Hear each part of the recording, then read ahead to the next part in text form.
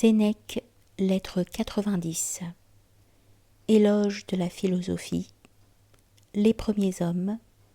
La philosophie n'a pas inventé les arts mécaniques. Nul n'en peut douter, Lucilius. C'est aux dieux immortels que nous avons l'obligation de vivre, et bien vivre est un don de la philosophie. Nous lui devons donc à elle plus qu'aux dieux, en proportion de la supériorité du bienfait, puisqu'une bonne vie l'emporte sur la vie elle-même. Oui, certes, on lui devrait davantage si cette philosophie ne venait encore des immortels. C'est un trésor qu'il n'ouvre à personne, mais dont il donne la clé à tous. S'ils en eussent fait le bien de tout le monde, et si l'on apportait la sagesse en naissant, elle perdait son plus précieux caractère. Ce n'était plus qu'une chose fortuite. Ce qu'il y a en elle d'inestimable et de magnifique, c'est qu'elle ne vient pas spontanément, c'est qu'on la tient de soi, et qu'on ne l'emprunte pas à autrui. Qu'aurais-tu à admirer dans la philosophie si elle n'était qu'un don banal ? Son unique but est la vérité dans les choses divines et humaines. Toujours viennent sur ses pas la justice, le sentiment du devoir, la religion, en un mot, le cortège de toutes les vertus enchaînées, l'une à l'autre et se donnant la main. Elle enseigne le culte des dieux, l'amour des hommes, et que les premiers sont nos maîtres, et les seconds nos associés. Association quelque temps respectée avant que la cupidité en rompit les nœuds et devint une cause de pauvreté pour ceux mêmes qu'elle fit les plus riches. Car on cesse de posséder toute chose dès qu'on voulut posséder en propre. Mais les premiers mortels et les fils des premiers mortels suivaient ingénument la nature. Ils la prenaient pour guide et pour loi en se confiant à l'autorité du meilleur d'entre eux. Car il est dans la nature que ce qui vaut le moins soit soumis à ce qui vaut le mieux. Les animaux privés de la parole ont pour chef le plus grand ou le plus fort de leur bande. Le taureau qui marche en tête du troupeau n'est point de race dégénérée, non, c'est celui qui, par sa taille et ses muscles, l'emporte sur ses mâles rivaux. L'éléphant le plus haut de stature conduit ceux de son espèce. Chez les hommes, le plus grand, c'est le plus vertueux. Aussi était-ce alors ce qui faisait choisir les chefs.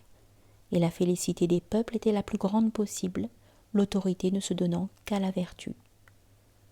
Car il peut tout ce qu'il veut, celui qui ne croit pouvoir que ce qu'il doit. Dans ce siècle appelé âge d'or, l'Empire était donc aux sages, comme le pense Posidonius.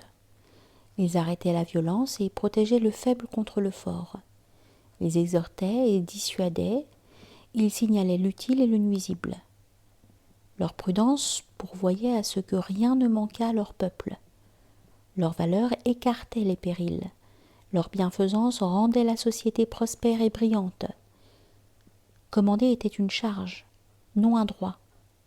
Jamais on n'essayait toute la force du pouvoir contre des hommes d'où le pouvoir émanait, comme aussi nul n'avait ou l'intention ou le motif de nuire. Un bon gouvernement trouvait une prompte obéissance, et un roi ne pouvait faire à son peuple indocile une plus grande menace que celle d'abdiquer. Mais lorsque les sourds progrès de la corruption eurent changé en tyrannie les royautés, le besoin des lois se fit sentir, et ces lois, dans le principe, furent encore établies par les sages. Solon, qui fonda celle d'Athènes sur l'équité, est connu comme l'un des 7 sages de son époque. Et si la Grèce eut alors enfanté Lycurgue, ce nombre sacré se fut enrichi d'un 8e génie. On loue encore les lois de Zaleucus et de Charondas. Ce n'est point au forum, ni dans l'école des jurisconsultes, mais dans la retraite silencieuse et révérée de Pythagore, que ceux-ci étudièrent les lois qu'ils devaient transplanter dans la Sicile, alors florissante, et dans l'Italie grecque. Jusqu'ici je pense comme Posidonius. Mais que la philosophie ait inventé les arts qui sont d'un usage journalier dans la vie, je ne l'accorde pas. Je ne lui décerne pas la gloire des œuvres manuelles. Les humains dispersés, dit-il, n'ayant d'abri qu'une excavation sous terre ou au pied d'une roche ou le creux d'un tronc d'arbre, apprirent d'elle à construire des cabanes. Pour moi, je crois que la philosophie n'a pas plus imaginé ces échafaudages des toits élevés sur des toits et de villes assises sur des villes que ces viviers tenus bien clos pour que la gourmandise ne court pas les risques des tempêtes, pour que dans les bourrasques même les plus violentes, la sensualité ait ses ports choisis où elle engraisse des poissons tous parqués selon leur espèce. Qu'est-ce à dire? La philosophie a montré aux hommes à avoir clés et serrures. Qu'eût-elle fait là? Rien qu'un appel à l'avarice. La philosophie aurait, au grand péril de qui les habite, suspendu sur nos têtes ces toits menaçants? Ne suffisait-il pas, du premier abri venu, de quelque retraite naturelle trouvée sans art et sans difficulté? Crois-moi, ce siècle de bonheur a précédé les architectes. C'est quand déjà naissait le luxe que naquit l'usage, et d'équarrir les pièces de bois et de faire courir la scie sur des lignes tracées d'avance qui permettent de diviser d'une main sûre. Alors les maisons n'étaient point faites pour les salles de festin où put tenir un peuple de convives. On ne voiturait pas sur une longue file de chariots qui font trembler tout un quartier, des pins et des sapins énormes où des lambris d'or massifs dussent être suspendus. 2 fourches parallèles soutenaient la cabane. Un amas de ramets et de feuilles entassées disposées en pente suffisait, même à l'écoulement des grandes pluies. Sous de pareils toits habitait la sécurité. Le chaume couvrit des hommes libres. Sous le marbre et l'or loge la servitude. Je suis encore d'autre avis que Posidonius quand il prétend que les outils en fer sont de l'invention des sages. À ce compte, il pourrait leur attribuer aussi et la toile perfide, et la glu du chasseur, et sa meute des bois saignant la profondeur. Je disais, à ce compte, il pourrait leur attribuer aussi toute invention de l'industrie humaine, non de la sagesse. Je ne pense pas non plus que ce furent les sages qui découvrirent les mines de fer et d'airain quand l'incendie des forêts calcina le sol et que les veines grisant à sa surface coulèrent liquéfiées. Ces choses-là sont trouvées par les mêmes gens qui les exploitent. Autre problème, qui ne me semble pas aussi difficile qu'à Posidonius. L'usage du marteau a-t-il précédé celui des tenailles? Ces 2 objets sont dus à quelque esprit exercé, pénétrant, plutôt que grand et élevé. Et ainsi, de toutes les recherches qui veulent un corps courbé vers la terre et une âme absorbée par elle, le sage était facile d'entretien. Pourquoi non? Puisque, en nos jours même, il désire le moins d'attirail possible. Comment, je te prie, concilies-tu ton admiration pour Diogène avec celle que t'inspire Dédale? Lesquels des 2 te semblent sages? L'inventeur de la scie ou celui qui, voyant un enfant boire de l'eau dans le creux de sa main, brisa aussitôt son écuelle qu'il tira de sa besace, et se reprochant sa sottise, s'écria « Comment ai-je gardé si longtemps un meuble superflu ?» Celui enfin qui fit d'un tonneau son logement et son lit? De nos jours, dis-moi, est-il plus sage l'homme qui trouve moyen de faire jaillir par de secrets tuyaux l'eau safranée à une immense hauteur, de remplir ou vider brusquement de leur masse d'eau des bras de mer factices, d'adapter aux salles de festin des lambris mobiles qui en renouvellent successivement la face, si bien qu'on change de plafond autant de fois que de service? Est-il plus sage que l'homme qui prouve aux autres, comme à lui-même, que la nature est loin de nous avoir rien imposé de dur et de difficile, qu'on peut se loger sans marbrier, sans sculpteur, se vêtir sans avoir commerce au pays des cerfs, posséder tout ce qui est nécessaire à nos besoins en se contentant de ce que la terre offre à sa surface? Si le genre humain voulait écouter cette voix, il saurait qu'il peut aussi bien se passer de cuisinière que de soldat, de cuisinier que de soldat. Ceux-là furent les vrais sages, ou du moins le plus près de l'être, qui presque sans frais pourvurent à l'entretien du corps. Des soins bien simples procurent le nécessaire. C'est pour les raffinements qu'on s'épuise de travail. On n'a pas besoin d'artisans si on suit la nature. Elle n'a pas voulu nous partager entre tant de choses. En nous donnant des besoins, elle nous donne de quoi les satisfaire. Le froid est insupportable pour l'homme nu? Eh bien, est-ce que la dépouille des bêtes sauvages et autres ne suffit pas et au-delà pour nous garantir? Des écorces d'arbres ne sont-elles pas le vêtement de la plupart des races barbares? La plume des oiseaux ne se tresse-t-elle point en commode habit? Aujourd'hui même, les Scythes, en grande partie, n'endossent-ils pas de fourrures de renard et de martre, molles au toucher et impénétrables au vent? Il faut bien pourtant repousser par la fraîcheur de l'ombre les traits brûlants d'un soleil d'été. Et quoi? Les siècles ne nous ont-ils pas préparé une foule de retraites qui, soit injure du temps, soit tout autre accident, se sont creusées en profondes cavernes? Et puis des branches flexibles que la main façonnait en claie, qu'on enduisait d'un grossier limon recouvert de paille et d'herbes sauvages, tout cela, ne fut-il pas un toit incliné où glissaient les pluies et sous lequel on passait tranquillement la saison des orages? Et enfin les habitants des Syrtes, ne se cachent-ils pas dans des trous, les ardeurs excessives du soleil ne leur laissant d'abri suffisamment compact que la terre même, toute brûlante qu'elle est? La nature n'a pas été si marâtre qu'elle ait donné à tous les autres animaux de faciles moyens d'existence, quand l'homme lui seul ne pourrait vivre sans nos milliers d'arts. Rien de semblable n'est exigé par elle, rien qu'il doive chercher à grande peine pour pouvoir prolonger sa vie. Tout est sous sa main dès qu'il naît. Mais nous rendons tout difficile par notre dégoût des choses faciles. Le toit et le vêtement, et les remèdes et la nourriture, et ces accessoires devenus une si grande affaire, s'offraient gratuitement ou au prix d'une légère peine. Car la mesure en tout se bornait aux exigences du nécessaire. On a tout transformé en objets coûteux, en merveilles qui veulent le concours d'art aussi pénible que multiplié. La nature suffit pour ce qu'elle réclame. Or le luxe s'est écarté de la nature, le luxe qui s'aiguillonne lui-même de jour en jour, qui grandit avec les siècles, ingénieux auxiliaire des vices.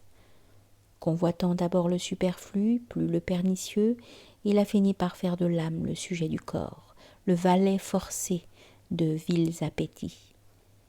Toutes ces industries qui réveillent la cité ou qui l'étourdissent s'évertuent au service du corps. Tout ce que jadis on lui donnait comme à un esclave, on le lui apprête comme à un roi. De là, fabrique de tissus, mécanique sans nombre, distillerie de parfums, professeur de poses gracieuses, de chants lubriques et efféminés, tant nous sommes loin de cette modération naturelle qui donne au désir le besoin pour limite. C'est chose rustique et misérable que de vouloir simplement ce qui suffit. Il est incroyable, cher Lucilius, combien l'entraînement du discours éloigne du vrai même de grand esprit. Vois Posidonius, à mon avis l'un de ceux qui ont le plus mérité de la philosophie. Il veut décrire d'abord comment se tordent certains fils, comme on ramène certains autres lâches et disjoints. Ensuite, comment la toile, à l'aide de poids suspendus, s'étend en une chaîne droite. Comment la trame introduite entre les deux parties de la chaîne, dont elle surmonte la résistance, s'y mêle et s'y incorpore par la pression de la lame. Puis il attribue au sage jusqu'à l'art du tisserand, oubliant que depuis on a trouvé une méthode plus ingénieuse suivant laquelle la navette en courant entrelace la trame, entre deux rangs de fils sur le métier tendu, et le peigne resserre, aplanit les tissus. Et s'il avait pu y joindre ces tissus de notre époque dont on fabrique des vêtements qui ne cachent rien, qui ne sont d'aucun secours, je ne dis pas au corps, mais à la pudeur. De là, il passe aux agriculteurs et décrit avec le même talent le soc divisant la terre et au moyen des seconds labours, cette terre plus meuble se prêtant mieux à l'éruption des germes, les semences confiées en son sein, la main de l'homme arrachant les herbes sauvages qui naissent d'elles-mêmes et qui étoufferaient le bon grain. C'est encore là, dit-il, l'œuvre du sage, comme si, même à présent, les cultivateurs ne découvraient pas nombre de procédés nouveaux qui accroissent la fertilité du sol. Mais non content de tout cela, Il va jusqu'à courber le sage sur le pétrin du boulanger. Il compte en effet de quelle manière, en imitant la nature, celui-ci s'est mis à faire le pain. L'homme met un fruit dans sa bouche, ajoute-t-il, un double rang de corps très durs, les dents le brisent sous leur pression, ce qui en échappe leur est ramené par la langue. Alors le tout se mêle à la salive qui en facilite le passage à travers le gosier qu'elle lubrifie. Arrivé dans l'estomac et cuit par sa chaleur, il finit par s'assimiler à notre substance. À l'instar de ce mécanisme, on a placé l'une sur l'autre deux pierres brutes en guise de dents, dont la première immobile attend l'action de la seconde. Après quoi, par le frottement réciproque, les grains sont broyés, repoussés sous les meules qui ne cessent de les triturer jusqu'à les réduire en poudre. Puis il trempe d'eau sa farine qui, façonnée et pétrie sans relâche, a formé du pain à la cuisson duquel suffirent d'abord des cendres chaudes et un âtre brûlant. Plus tard et successivement, on imagina les fours et autres constructions dont la chaleur se règle à volonté. Peu s'en est fallu qu'il m'eût donné l'industrie du cordonnier comme une invention du sage. Sans doute l'intelligence imagina toutes ces choses, mais non l'intelligence rectifiée par la philosophie. C'est à l'homme, ce n'est point au sage qu'on doit ces inventions.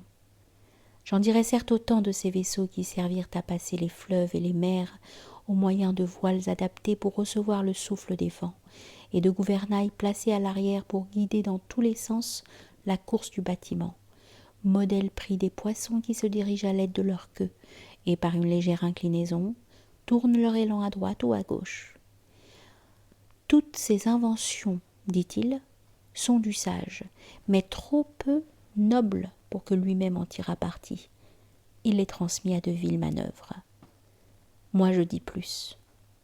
Elles ne furent pas imaginées par d'autres que par ceux qui, jusqu'à aujourd'hui, s'en occupent. Il est des découvertes qui, nous le savons, ne datent que de notre temps, comme l'usage des pierres spéculaires dont les feuilles diaphanes transmettent la lumière dans toute sa pureté, comme les bains suspendus au-dessus de leur foyer et ces tubes appliqués dans les murs qui font circuler la chaleur et l'entretiennent de bas en haut toujours égales. Que dirais-je des marbres dont nos temples, dont nos maisons resplendissent, et ces masses de pierres polies en colonnes où s'appuient des portiques et des palais à recevoir des peuples entiers, et ces caractères abrégés au moyen desquels le discours le plus rapide est recueilli et la main suit la célérité de la parole. Les plus vils esclaves ont trouvé tout cela. La sagesse a plus haut son siège. Elle ne fait pas l'éducation des mains, elle est l'institutrice des âmes. Tu veux savoir ce qu'elle a découvert, ce qu'elle a produit? Ce ne sont pas des mouvements de corps déshonnêtes, ni de sons variés qui, passant de la bouche humaine par la trompette ou par la flûte, prennent à leur sortie, ou dans leur trajet, les inflexions de la voix. Ce ne sont pas les âmes, les armes, les remparts, la guerre. Elle rêve à l'utile, plaide pour la paix et appelle le genre humain à la concorde.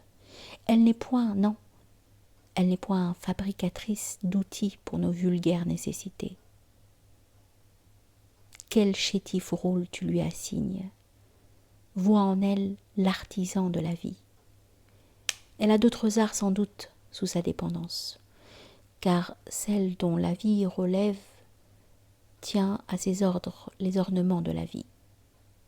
Du reste, c'est au bonheur qu'elle tend, qu'elle nous conduit, qu'elle nous ouvre les voies.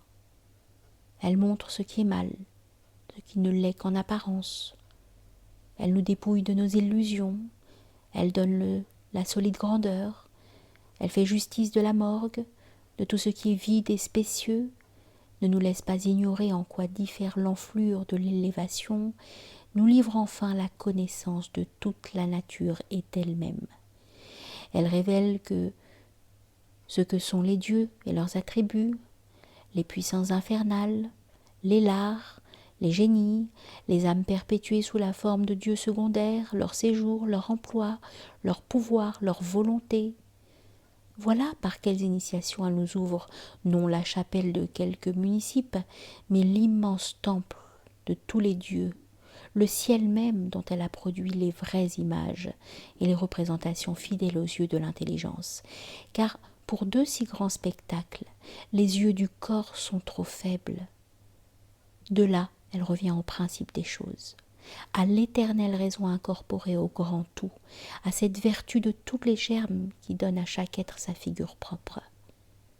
Puis elle entre dans l'étude de l'âme, de son origine, de son siège, de sa durée, du nombre de parties qui la composent. Du corporel, elle passe à l'incorporel. Elle approfondit la vérité, les arguments qui l'approuvent, et après cela, comment s'éclaircissent les problèmes de la vie et du langage. Car dans l'une et dans l'autre, le faux se mêle au vrai. Le sage, je le répète, ne s'est point arraché aux arts matériels comme il semble à Posidonius. Il ne les a nullement abandonnés, abordés. Jamais il n'eût cru digne des frais d'invention ce qu'il ne pouvait croire digne de servir à tout jamais. Il n'adopterait point pour répudier. Anacharsis, dit Posidonius, a trouvé la roue du potier qui, en tournant, forme des vases. Ensuite, comme dans Homère se rencontre cette roue du potier, il aime mieux croire les vers apocryphes que son assertion erronée. Je ne prétends pas, moi, qu'Anacharsis soit l'auteur de cette découverte. Ou, s'il l'est, ce sera bien un usage qu'il l'aura fait, mais non à titre de sage. De même que les sages font beaucoup de choses comme hommes et non point comme sages. Imagine un sage excellent coureur. Il devancera les autres en vertu de sa légèreté, non de sa sagesse. Je voudrais que Posidonius pût voir le verrier donner au verre avec son souffle une multitude de formes que la plus habile main aurait peine à produire. On a trouvé cela depuis qu'on ne trouve plus de sages. Démocrite, poursuit-il, a, dit-on, inventé les voûtes de pierre qui se courbent en arceaux doucement inclinés et réunis par une pierre centrale. Je dirais que le fait est faux. Car nécessairement avant Démocrite, il eut des ponts et des portes, dont généralement la partie supérieure est en voûte. Avez-vous oublié, me dit-on, que ce même Démocrite trouva l'art d'amollir l'ivoire, de convertir par la cuisson le caillou en émeraude, procédé qui aujourd'hui encore sert à colorer certaines pierres qui s'y prêtent? Oui, mais bien qu'un sage ait trouvé ces secrets, ce n'est pas en tant que sage qu'il les a trouvés, car il fait beaucoup de choses que les hommes les moins éclairés font sous nos yeux tout aussi bien ou avec plus d'adresse et d'expérience que lui. Tu veux savoir quelles furent les explorations du sage? Quel mystère il nous dévoila? D'abord ceux de la nature, qu'il n'a pas vus, comme font les autres animaux, d'un œil insoucieux des choses divines. Ensuite la loi de la vie, loi qu'il a appliquée à tout. Il nous a appris non seulement à connaître les dieux, mais à leur obéir et à recevoir les événements comme des ordres. Il nous a défendu de céder au jugement de l'erreur. Il a estimé au poids de la vérité ce que vaut chaque chose. Il a condamné les jouissances mêlées de repentir et loué les bienfaits pour toujours plaire. Il a signalé à tous, comme le plus fortuné des hommes, celui qui n'a pas besoin de la fortune, comme le plus puissant, celui qui sait l'être sur lui-même. Je ne parle pas de cette philosophie qui place le citoyen hors de la patrie et les dieux hors du monde, qui donne la vertu en apanage à la volupté, mais de celle qui ne voit de bien que l'honnête, de celle que les présents ni de l'homme ni de la fortune ne séduiraient point, de celle dont le prix consiste à ne pouvoir se vendre à aucun prix. Que cette philosophie ait existé dans l'âge grossier où toute industrie manquait encore et où l'utile ne s'apprenait que par l'usage, je ne le crois pas. De même avant cette époque, au temps heureux où les bienfaits de la nature étaient à la portée et à la discrétion de tous, avant que la cupidité, le luxe eussent désuni les mortels qui coururent à la rapine au lieu de partager en frères, il n'y avait pas de vrais sages, bien que tous fissent alors ce que des sages devaient faire. Car jamais situation plus admirable pour la race humaine ne peut s'imaginer. et qu'un Dieu permette à un homme de créer une terre et de régler la condition de ses habitants, il ne choisira pas autre chose que ce qu'on raconte de ces peuples primitifs, chez lesquels jamais d'enclos, de bornes, de partage. La terre était de tous le commun héritage, et sans qu'on l'arrachât prodigue de son bien, la terre donnait plus à qui n'exigeait rien. Quelle génération fut plus heureuse! Ils jouissaient en commun de la nature. Elle suffisait en bonne mère à l'entretien de tous. On possédait la publique richesse en pleine sécurité. Comment ne pas nommer les plus opulents des mortels, ceux parmi lesquels un pauvre était impossible à trouver? L'avarice a fait irruption sur cette trop heureuse abondance. Comme elle voulut distraire une part qui lui devint propre, le trésor de tous cessa d'être le sien, et de l'immense fleuve elle s'est réduite à un filet d'eau. Elle a introduit la pauvreté. Aspirant à beaucoup, elle a vu tout lui échapper. Aussi, quoiqu'aujourd'hui elle se travaille en tous sens pour réparer ses pertes, quoiqu'elle ajoute des champs à ses champs et dépossède le voisin à force d'or ou d'injustice, quoiqu'elle donne à ses terres l'étendue de province et que, posséder pour elle, ce soit voyager bien loin sur le sien, aucun prolongement de limite ne nous ramènera au point dont nous sommes descendus. Quand nous serons à bout d'envahir, nous aurons beaucoup. Nous avions tout auparavant. La terre elle-même était plus fertile, sans culture, et se prodiguait aux besoins des peuples, qui ne la pillaient point à l'envi. Découvrir quelques productions de la nature n'était pas un plus grand plaisir que celui de l'indiquer à autrui. Nul ne pouvait avoir trop ou trop peu. La concorde présidait au partage. La main du plus fort ne s'était point encore appesantie sur le plus faible. Point d'avare qui, scellant des trésors inutiles pour lui, priva personne du nécessaire. On prenait le même souci des autres que de soi. La guerre était inconnue et les mains pures du sang des hommes. On n'en voulait qu'aux bêtes féroces.